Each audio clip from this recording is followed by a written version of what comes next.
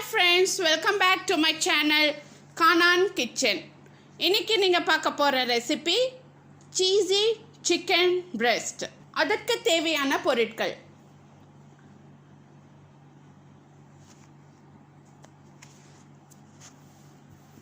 ஒரு பவுல் எடுத்துக்கோங்க.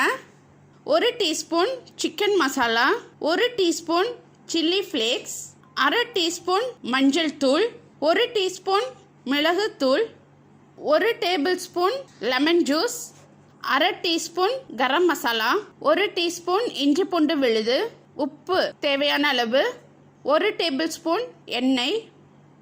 இதை சேர்த்து லைட்டாக மிக்ஸ் பண்ணிக்கோங்க.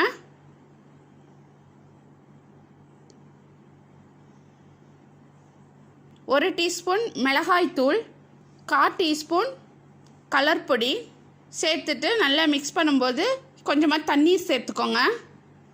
சேர்த்து நல்லா சாலிடாக வர மாதிரி மிக்ஸ் பண்ணிக்கோங்க.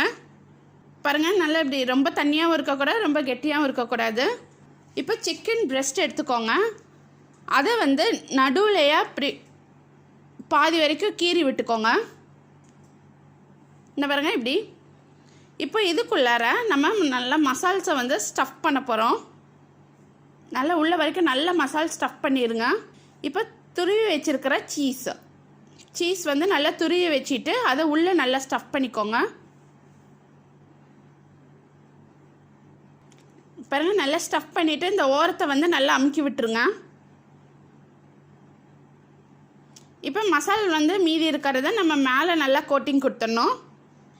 இதில் காரம், புளிப்பு இதெல்லாம் சேர்ந்து நல்லாயிருக்கும், ஒரு நல்ல ஃப்ளேவராக இருக்கும். உள்ளே நம்ம சீஸ் ஸ்டஃப் பண்ணியிருக்கோம். ஸோ இது குக் ஆகி வரும்போது அந்த சீஸியோடு சேர்த்து அந்த புளிப்பு காரம் சேரும்போது ரொம்ப சுவையாக இருக்கும். இதை ஒரு 1 hour நம்ம ஊற வச்சிடணும். ஒரு பேன் எடுத்துக்கோங்க. அதில் கொஞ்சமாக பட்டர் சேர்த்துக்கோங்க. இது பட்டரில் ஃப்ரை டோஸ்ட் பண்ணி எடுத்தால் ரொம்ப சுவையாக இருக்கும்.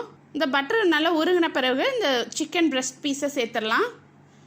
சேர்த்துட்டு இதை ஒரு 10 minutes மூடி போடுங்க மீடியம் ஃப்ளேமில். அப்போ தான் உள்ள வரைக்கும் நல்லா வெந்து வரும். பாருங்கள், 10 minutes ஆயிடுச்சு. இப்போ இதை அடுத்த சைடு திருப்பி போட்டுக்கலாம். வாவ், பாருங்கள், திருப்பி போடும்போதே உங்களுக்கு அப்படியே சாப்பிடணும் போல் இருக்கும். இப்போ அந்த சைடும் போட்டிருக்கறதுனால இல்லை கொஞ்சம் பட்டர் உருக்கிக்கலாம்.